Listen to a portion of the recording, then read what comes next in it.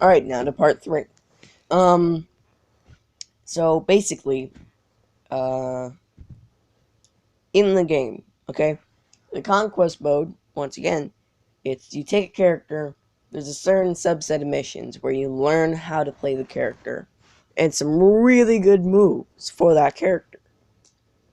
So, in essence, conquest mode is more like a in-depth training to master and hone your skills. Once you've mastered every character, you know, you go on to, you get hint, you get told that if you go to Raiden, one of the, like, I don't know which, um, but Raiden and Cyrax, I think. It's like, if you go down to them, and you click up or down on Raiden, and X, I think you get Blaze, and then the other ones with Cyrax, I forget, or maybe someone else, I don't know. Of course, the hidden characters aren't locked away until you beat the conquest mode. It's just that, it was a different time. The internet wasn't really all that popular, and it was more of a secret. It was more of a thing that in like the early 2000s you'd search up on game facts. But even then, you wouldn't really find much.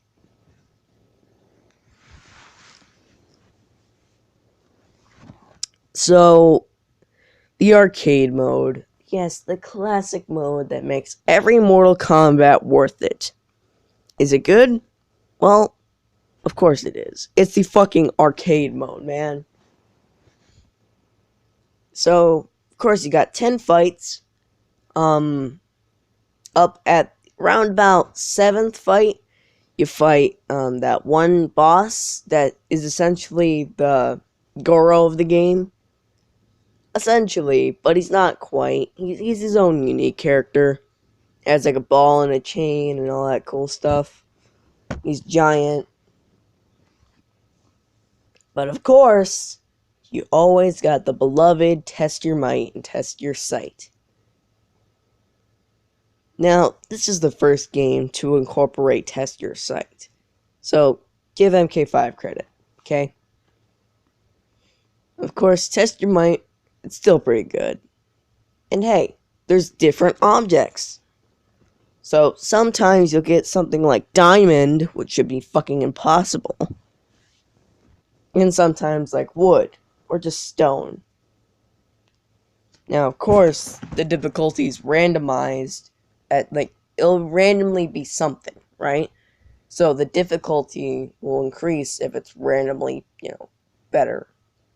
If whatever the random object is, and then the random object, of course, will have its difficulty. Then you gotta test your sight. This is just a ball and a cup game. You know how that goes. Where you got 3 cups, a ball, you gotta figure out where the ball's going. But sometimes it gets really tricky, especially when there's 7 cups, they're going super fast, and the camera's tilting and fucking shaking everywhere. And totally messing up your perspective. However, of course, the higher the difficulty, the better the reward.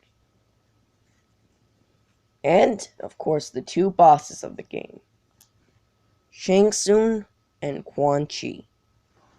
These 2 characters are the main villains, and rightfully so. Where you see, the story of the game goes as, well, Shang Tsung and Quan Chi, basically they want to take over the world. So they help each other, even though they're going to plot each other's demise. Quan Chi gives, Shang Tsung unlimited access to souls to become immortal, and Shang Tsung gives Quan Chi an undead army.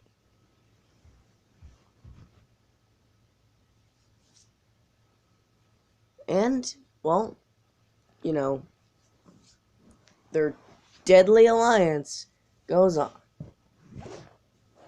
wait for the next part in part 4.